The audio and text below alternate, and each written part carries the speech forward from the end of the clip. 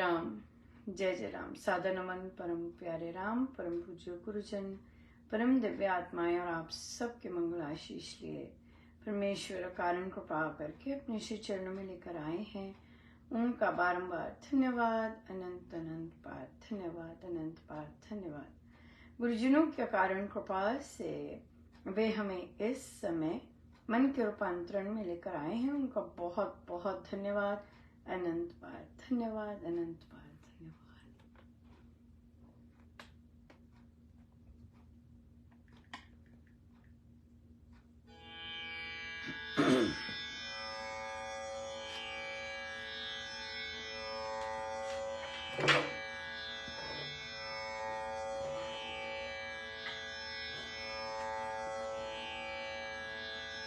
भज मन मेरे आठों याम, राम राम राम राम राम राम राम। भज मन आठों याम, राम राम राम राम राम राम राम।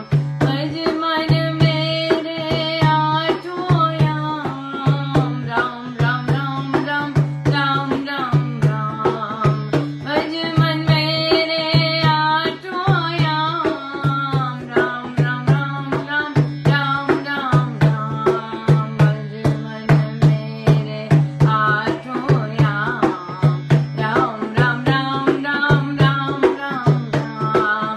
भज मन मेरे आठों याम,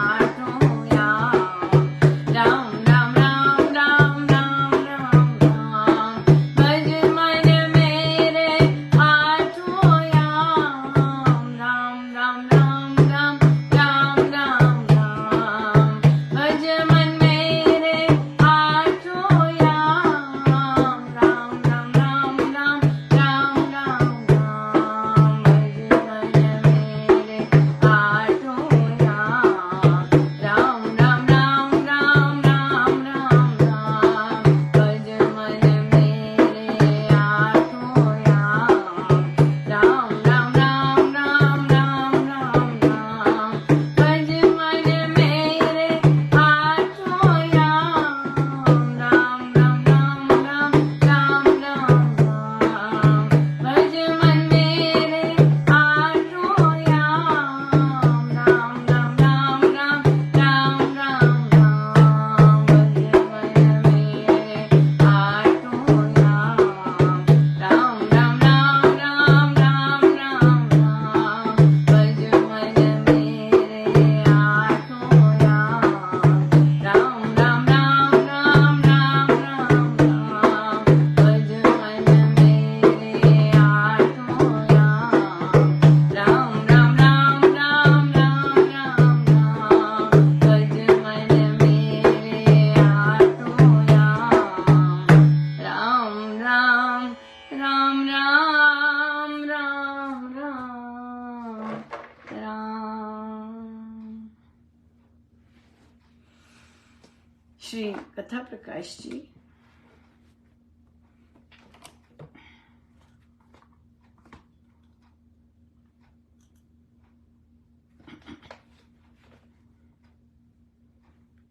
पृष्ठ 538। दूसरा प्रसंग। एक मुनि बिहार देश में भ्रमण करता हुआ विशाली नगर में जा विराजमान हुआ। वह प्रतिदिन लोगों को दया दान का उपदेश दिया करता था। वह अनाथों और दीन दुखियों की सेवा स्वयं करने लग जाता था। वह निस्सहाय रोगियों के आप अंग धोता और उनको औषध पथ्य लगाकर देता था। निर्धनों के बच्चों को पालना, अनाथों की देखरेख करना और उनके खान पान का पूरा प्रबंध कर देना, ये उसके नित्य के काम थे। एक बार उस प्रांत में भयंकर अकाल पड़ गया। भूखे मनुष्य कीड़े मकोड़े की मृत्यु मरने लगे। ऐसे समय में उस महामुनि ने अपना सेवा संघ संगठित करके प्रांत भर में काम करना आरंभ कर दिया। उस दयालु मुनि की भिक्षा झोली जब नगरों के द्वार द्वार पर झूमती झूलती फिरने लगी तो थोड़े दिनों में ही अकाल का मृत्युमय मुख मुंद गया। मुनि के पुण्यमय कर्म से सहस्त्रों मनुष्यों को सहायता मिली। ऐसे सुकर्मों के कारण उस मुनि को लोग कृपा सागर के नाम से स्मरण करने लग गए। कृपा सागर सचमुच कृपा का सागर ही था। दीन दुखी के लिए तो वह अपना तन तक लगा देने को तैयार रहा करता था।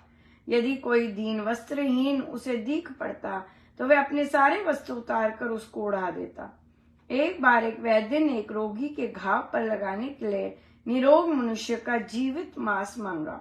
उस रोगी के किसी भाई बंधु ने अपना मांस देना ना माना तो कृपा सागर ने तत्काल अपना मांस काट कर वैद्य को दे दिया। उसके ऐसे दया भाव का प्रभाव उस नगर के श्रावक राजा पर ऐसा पड़ा कि वह दया धर्म के सच्चे मर्म को समझकर अपने सनातन धर्म को मानने लग गया। हमारे तो देश में बहुत ही जबरदस्त इस तरह के संत मुनि सेवा करने वाले हुए हैं, मतलब बहुत ही गजब के। बाकी संस्कृतियों में भी होंगे, बाकी देशों में भी होंगे, हर देश में होते हैं, पर यहाँ तो ये तो निष्काम भाव से कार्य करना और अपना सब कुछ दे देना बहुत सुंदर रहता है। बहुत बहुत ही कृपा की बात होती है कि ऐसे भाव बनते हैं, ऐसे विचार बनते हैं और बिन कारण देने का मन करता है। परमेश्वर की कृपा ही होती है जो ऐसे जाता है। बहुत ही कृपा, बहुत ज्यादा। बहुत ही सुंदर दिन रहा आज, बहुत बहुत कृपामय, बहुत ही सुंदर। परमेश्वर की बड़ी कृपा रही। देखिए, मैं 2 वर्षों से आई थिंक उससे अधिक भी हो सकता है, एक्सपेरिमेंट कर रही थी। छुट्टियां होती थी तो मैं निकल जाती थी। हमारे यहाँ पे छोटी छोटी वुड्स हैं, उसमें क्योंकि मुझे पता होता था कि हमारे कार्य क्षेत्र के लिए कहाँ से मिलेगा। मुझे आशा नहीं होती थी कहीं से कि मुझे कुछ मिलेगा, कैसे पौधे लगेंगे। ऐसे पर परमेश्वर ने तो मूसलाधार वर्षा की इन 2 वर्षों में। पर तो मुझे तो पता नहीं था ये करना है प्रभु ने लेकिन प्रभु मेहनत तो करवाते हैं। सो क्या करती थी, वनों में जाकर वो ना छोटे छोटे जो पेड़ के होते थे वो निकालने और फिर अपने घर में लगाने कि कोई चल जाए। तो 2 ऐसे थे जो कि चल पड़े थे और मैं उनको ट्रिम करती, प्रून करती और फिर वो अच्छी उसकी जो स्टेम थी सॉलिड हो गई थी। सो आज वैसे तो गर्मी शुरू हो गई है, पर फिर भी बहुत तेज गर्मी हो तो बरखा आई जाती है। तो वो फिर आज मैं ले गई अपने कार्य क्षेत्र और वो 2 पौधे, एक पेड़ और एक श्रब, दोनों नेटिव प्लांट्स वो लगाए और बचाना भी पड़ता है क्योंकि अगर कुछ ऐसे मशीन मारते हैं सारा का सारा उड़ा देते हैं। सो उसके लिए प्रबंध भी करना होता है। खूब धूप थी लेकिन मैंने काम पहले से ही खत्म कर रखे थे अपने, और फिर तो ऐसे काम किया और ये काम करके इतना एंजॉय होता है, बहुत ज्यादा। आज एंड ऑफ द ईयर भी था, अपने प्रिंसिपल के साथ मीटिंग होती है। वे लेट थी, पर मुझे इसका फर्क नहीं पड़ता। मुझे था कि क्योंकि मैं भी अक्सर लेट जा रही होती हूँ और फिर इट्स ओके है ना, बच्चे चले गए हुए हैं तो पर मुझे पता था, मैं आनंदित थी कि मुझे पता था मैंने क्या करना है आज, क्योंकि अपना प्लान हो कि क्या करना है, क्या वो रखना है, तो उससे बहुत अच्छा होता है। तो जब देखिए ये मुझे पता है कि मुझे सोशलाइज करना और बात एज सच सोशल टॉक नहीं आती लोगों को प्लीज करने की, लेकिन मेरे गुरुदेव इसमें बहुत कुशल हैं, राइट। उनको किसी को वेलकम करना या किसी से बातचीत करना, ऐसे वे ढंग निकालते हैं बात करने के कि तो फिर जब उनके पास बैठी तो उनसे उनका साल पूछा। यूजुअली क्या होता है, वे हमारा पूछते हैं कैसा रहा या कुछ चाहिए, तो उनसे पूछा कि आपका वर्ष कैसा रहा। कहते हाँ अच्छा रहा। इनका तो उसके और डीपर गई, क्योंकि उनके हमारे 4 साल का होता है सीनियर हाई स्कूल। तो उनसे पूछा कि आपके 4 साल कैसे गए, क्योंकि आपका चौथा फर्स्ट बैच था जिसने पूरा हाई मतलब कंप्लीट किया। कहते ओ आई थिंक इनका आप ग्रो किए, आपको दिखता है आप ग्रो किए। कहते हाँ मुझे, कहते मैं इतना रिफ्लेक्ट शायद नहीं करती, लेकिन मेरे फ्रेंड्स कहते हैं। तो देखिए जब फ्रेंड्स की बात की और जब उनके कॉम्प्लीमेंट उन्हें याद आए, तो क्या था कि वो ओवरलोडेड जैसे होता है ना, बहुत ज्यादा काम होता है और फिर मेल्टडाउन होता है कि भाई वो थकावट से ही आए थे कि लेट उठे जबकि नहीं उठना था, पर फिर भी तो फिर क्या था कि बिल्कुल मन जो था और चेहरा जो था, और जो फ्रेंड्स ने कॉम्प्लीमेंट दिए थे कि आप ऐसे ग्रो किए, कहते वो बोलते जब मैं उनसे बातें करती हूँ, कहते हाँ 2 साल पहले तुम ऐसे नहीं थी, 2 साल पहले तुमने ऐसे नहीं किए थे। तो कहते वो कहते हैं उन्हें दिखता है कि मैंने ग्रो किया है। फिर मैंने उन्हें बताया, मैंने कहा आपको याद है कि आपने फर्स्ट स्पीच क्या दी थी क्या, और कैसे आप हम सबसे मिल रहे थे। कहते कुछ कुछ याद है, बिल्कुल याद है, मुझे याद है मैंने ये वाली कहानी सुनाई थी। फिर मैंने उन्हें बताया कि मुझे उनका क्या याद है 4 साल का। और फिर उनको बड़ा अच्छा लगा। कहते हाँ मैं शायद ये चीज नेचुरल है, मैं एकदम नहीं रिएक्ट करती, मैं रुक के करूंगी और ऐसे। तो कहते मिस महाजन, मुझे अभी तक ऐसा सब किसी ने नहीं पूछा। ये थी असली बात बताने की। कहते मुझे, क्योंकि वे 2 हफ्तों से आई गेस पूरा हफ्ता ही लगे रहे इसी चीज में, टीचर से मिलना, ये करना, मीटिंग्स और बातचीत करना, और 40-40 मिनट की। तो मैंने तो उन्हें कहा हमारा तो थोड़ा ही रहेगा, आप चिंता मत करो। उन्होंने कहा कि आप तो फिर कहते मुझसे इस तरह की बात अभी तक किसी ने नहीं की।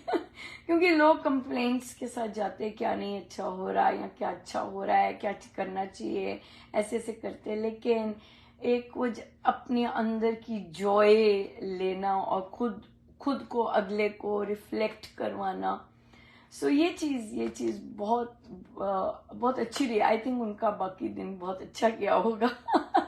क्योंकि जब आप खुद से रिफ्लेक्ट करते हैं कि हमने ग्रो किया है, हमें कितना चेंज आया है, तो फिर आपको अच्छा लगता है। और आप जब बाकी लोगों से मिलते हैं तो आप एक बड़े अलग से मूड से मिलते हैं, ये नहीं कि ओ माय गॉड मुझे इनका सुनना पड़ेगा। मैं पहली थी आज, ये बहुत अच्छा रहा। और उसके बाद मैंने डेफिनेटली अपने मनपसंद के काम किए कड़ाकी धूप में। बहुत बहुत ही सुंदर रहा, बहुत ही सुंदर रहा। बड़ी कृपा रही महाराज की, और बहुत बहुत ज्यादा, बहुत ही ज्यादा। हमारा प्रश्न चल रहा था कि हम अध्यात्म क्या है, ये हमने शुरू किया था। और महाराज कहते हैं आध्यात्मिक बने, तो आध्यात्मिक हम कैसे बन सकते हैं, क्या हमें करना चाहिए कि हम आध्यात्मिक बने। इससे पहले हम चर्चा में जाएं, अलीराजपुर के लिए जिन जिन साधकों ने कंट्रीब्यूशन दिया है उनका बहुत बहुत धन्यवाद। डेफिनेटली किसी के मन में आना कि हमने इस प्रोजेक्ट के लिए, महाराज के इस कार्य के लिए कुछ करना है, बहुत बड़ी बात होती है। और फिर विश्वास करना कि ये महाराज के कार्य हैं, ये बहुत जबरदस्त बात होती है। आप सबका बहुत बहुत धन्यवाद कि आप निमित्त बने गुरुजनों के कार्य के लिए। बहुत अनूठी चीजें हम देखते हैं और कैसे महाराज काम करवाते हैं, बहुत ज्यादा। और तो बहुत डिस्पाइट एवरीथिंग बहुत सुंदर, एवरी वीक बहुत सुंदर चलता जा रहा है और बहुत सुंदर आ रहा है कलेक्शन। सो है तो सब महाराज का, क्योंकि ना ना ना अपना भी, हम भी बिजनेस बिल्कुल नहीं है, और ऑफ कोर्स जहाँ कलेक्शन हो रही है वहाँ पे भी ऐसा कुछ भी सीन नहीं है। सो इसलिए सब गुरुजनों का 100% गुरुजनों का, आप गुरुजन के सो धन गुरुजनों का वहाँ से आना और फिर आगे बढ़ना। सो बहुत बहुत धन्यवाद, सच में इट मीन्स अ लॉट। महाराज की ऐसी लीलाएं देखकर बहुत आनंद आता है, बहुत ही सुंदर लगता है।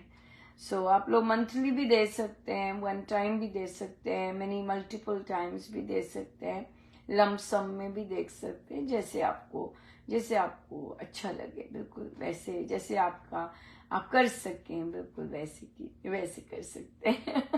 बहुत बहुत धन्यवाद। सो आध्यात्मिक क्या होता है, और अध्यात्म स्वामी जी महाराज आध्यात्मिक सदगुरु महाराज है। हाँ? वे धार्मिक संत नहीं हैं, वे आध्यात्मिक संत हैं। आप उनके ग्रंथ से प्रवचन पीयूष में, जिसमें उन्होंने नॉर्मल लैंग्वेज में वार्तालाप की है, वहाँ पे अध्यात्मवाद से वे शुरू करते हैं। उनका टॉपिक सारे अध्यात्मवाद से शुरू हुआ है। सो अध्यात्मवाद मतलब कि जो परम सत्य है, राइट, हम में जो चीज परम सत्य है, हम हैं क्या, वहां से लेकर वहां से शुरू होता है, राइट। और ये जो चीज है, महाराज ने, स्वामी जी महाराज तो बहुत ही स्पष्ट हैं, और उन्होंने तो स्पष्ट कहा है कि हर एक की सोच ऐसी नहीं होती, राइट, हर एक का इंटेलेक्ट ऐसा नहीं होता है। ये चीज ये पर सीखी जा सकती है, ये इम्पोर्टेंट चीज है यहाँ पर, जो सीखी जा सकती है, हम बन सकते हैं। सो अगर हम उस चीज को फॉलो करें, सो ये अपने आप नहीं आती चीजें, ये सच्चे संत से ही आती हैं, वे ही हमें इस ओर लेके जाएंगे।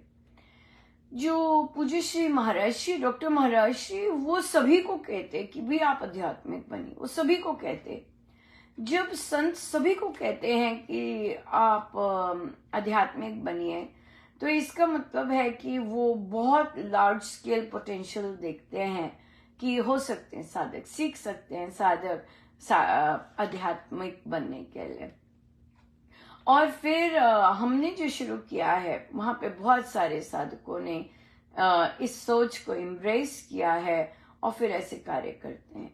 सो वापिस आते हैं कि अध्यात्म क्या है, जो हमें आत्मा का ज्ञान करवाए, आत्मा के बारे में बताए, जो रियलिटी है, हाँ, परम सत्य है, उसके बारे में बताए, और उसकी उस राह पे चल कैसे सकते हैं, उसे अटेन कैसे कर सकते हैं, वो राह बताए, वो अध्यात्म।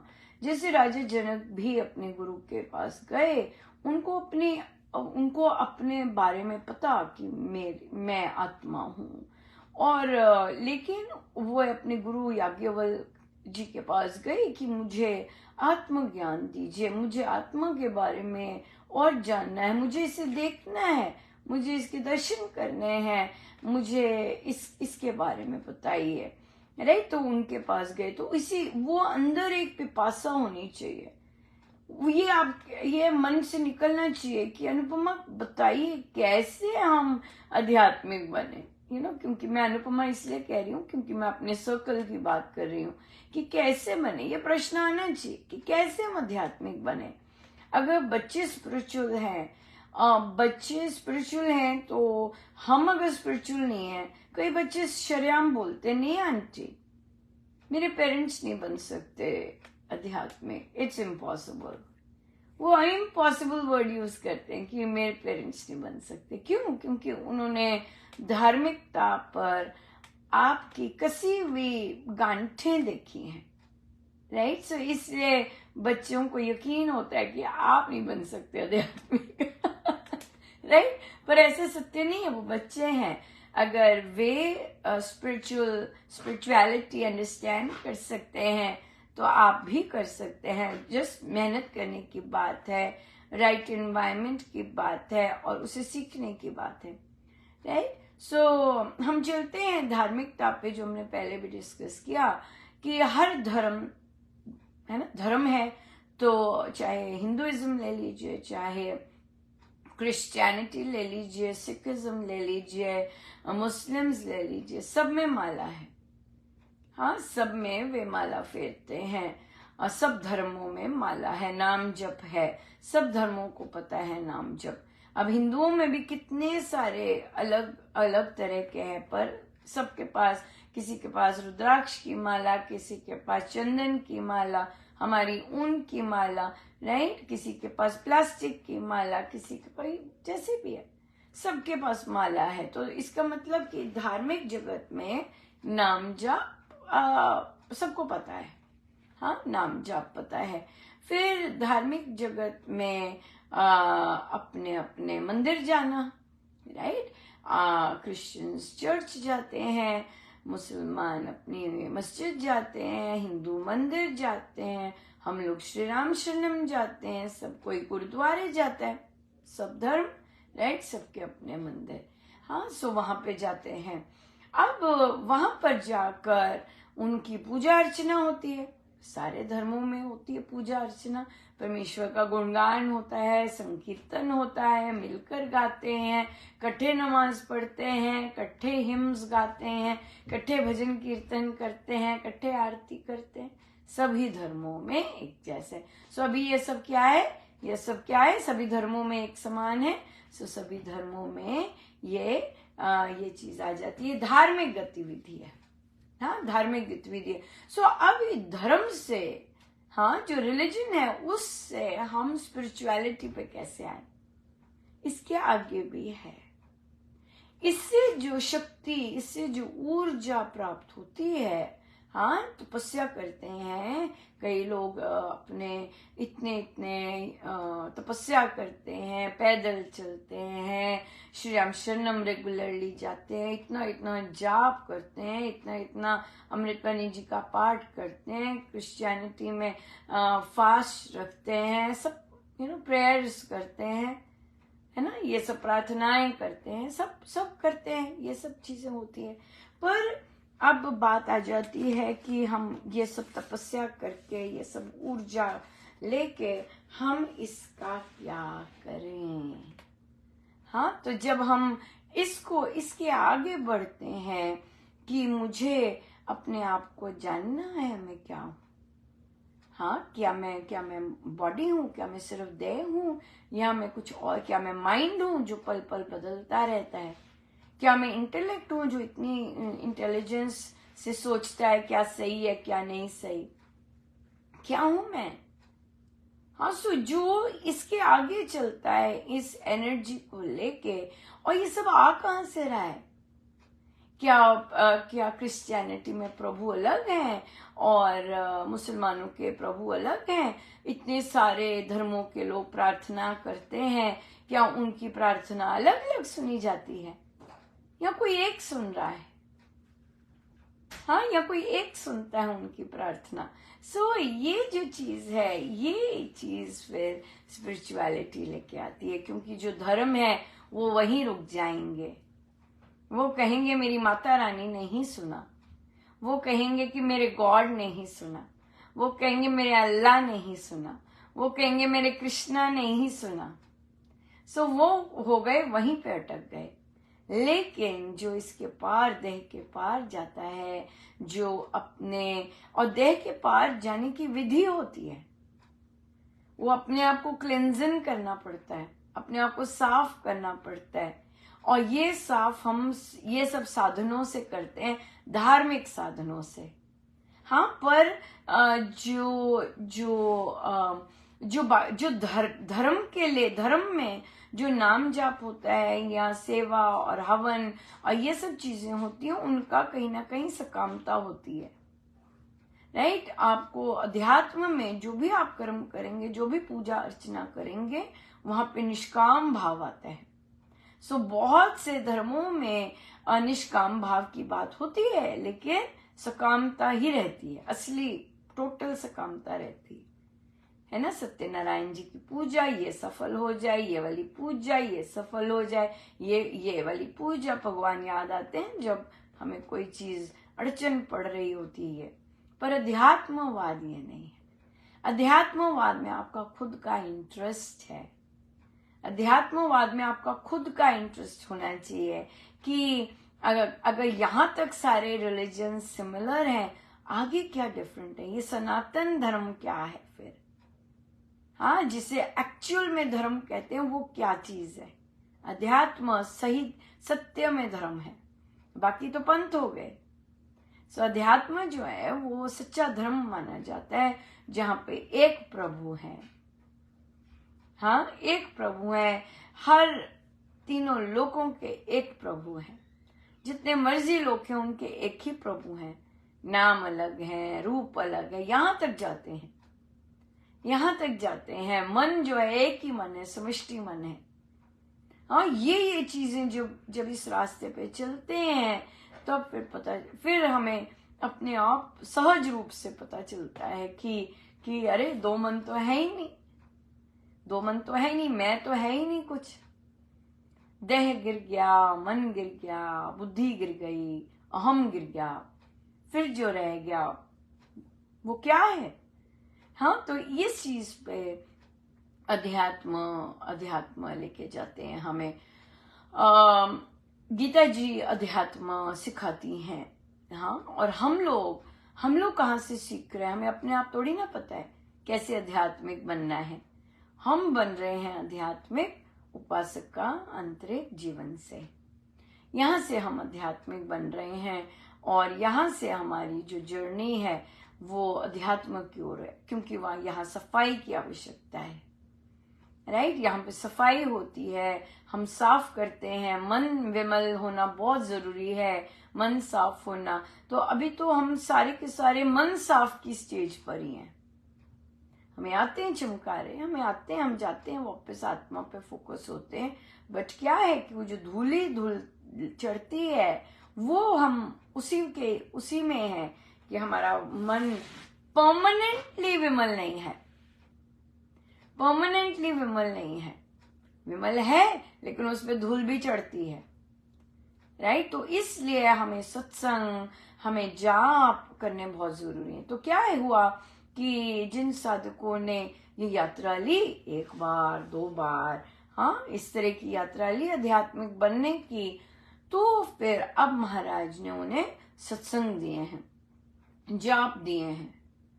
राइट, और ताकि जो उनकी अपनी जर्नी है वो वहां पर फोकस रह के अपना सत्संग के साथ खुद का भी उद्धार करें और दूसरे का भी उद्धार करने को दे दिया। भाई दूसरे का भी करो, एक का करो, दो का करो। हाँ, और आपके वहां पर जो आते हैं, वहां अगर वो चाहते हैं आध्यात्मिक बनना तो उन्हें रामोपासना करवाइए। अगर वो चाहते हैं गुरुजनों के बारे में जानना तो उन्हें उनके साथ बुक क्लब लगाइए।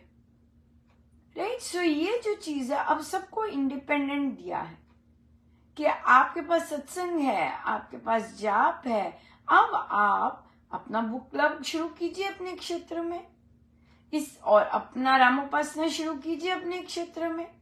इससे क्या होगा कि जो भी दिन भर की धूली होती है वो उतरेगी, वो उतरती है, और डेफिनेटली फिर हम सहज रूप से आगे बढ़ते जाते हैं। तो इतना भारी भरकम काम दे दिया। जो कोई करना चाहेगा ऐसे वो डेफिनेटली कर सकेंगे। वे सत्संग कर रहे हैं, वे जाप कर रहे हैं, उन्हें कोई ना कोई मिलेगा जो कि नियम पालन कैसे करते हैं, आध्यात्मिक कैसे बनते हैं, वो उसका जरूर मन करेगा कि हम रामोपासना करें, कैसे साधना करनी है, या फिर हमारे गुरुजन कैसे हैं, आपके संत कैसे हैं। इतना आनंद आता है, कैसे आपके संत, क्या है ये सब।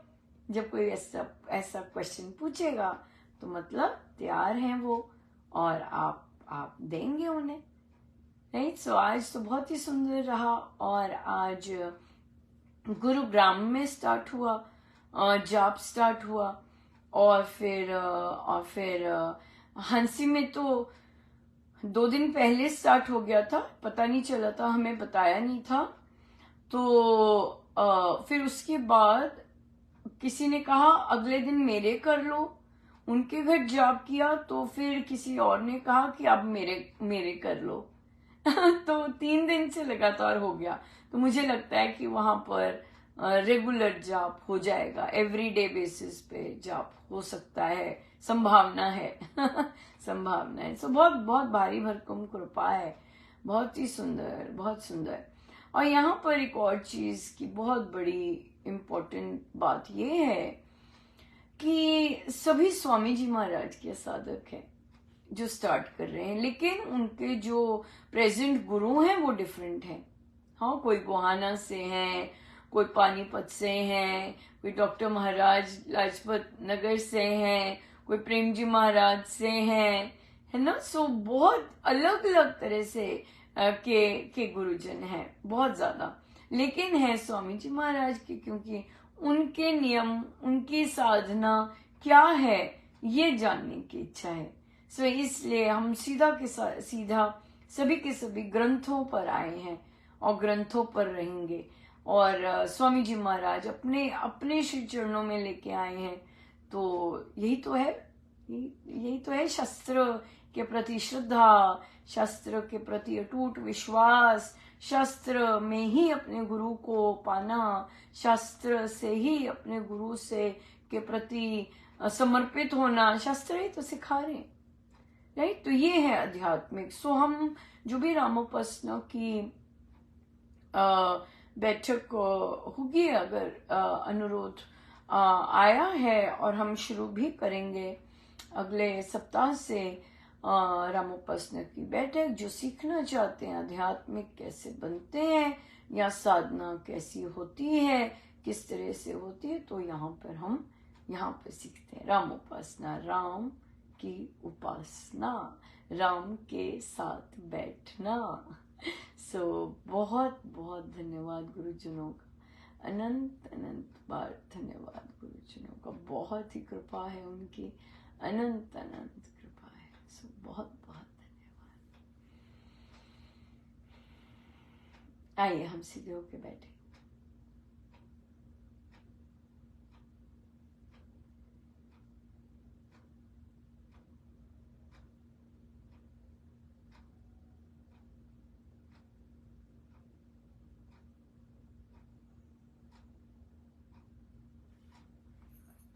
अपने प्रभु, अपने गुरुजनों के श्री चरणों में बारंबार नमन, अनंत अनंत बार नमन। जय जय राम।